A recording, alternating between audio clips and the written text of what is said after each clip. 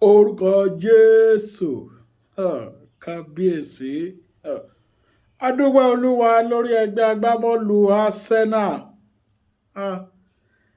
Àṣeyọ̀wù lẹ́yìn Ọlọ́run. Ẹ báyé Man U jẹ́ níjẹta, wọ́n bú sẹ́kún. Ìgbà tó sì di ọjọ́ kejì, ẹ sì fi ìbànújẹ́ Arsenal pa Man U lẹ́rìn.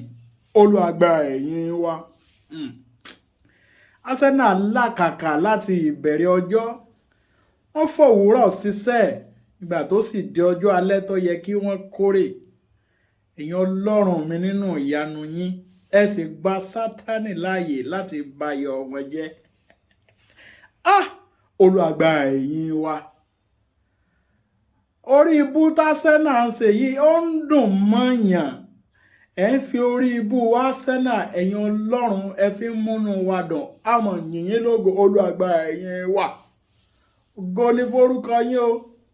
Arsenal ń wo ilẹ̀ lérí lọ́ọ̀kan, ṣùgbọ́n ọ̀rọ̀ yín sọ wípé nítorí pé wọ́n ṣe inúnibíni sí ẹgbẹ́ agbábọ́ọ̀lù Manchester United, ẹni wọn ò lé wọn sì ní lé bá, ẹni wọn ò fojú rí ṣùgbọ́n ẹnu wọn ò ní kàn, ẹni wọn náwó sí ọwọ́ wọn kò sì ní tó.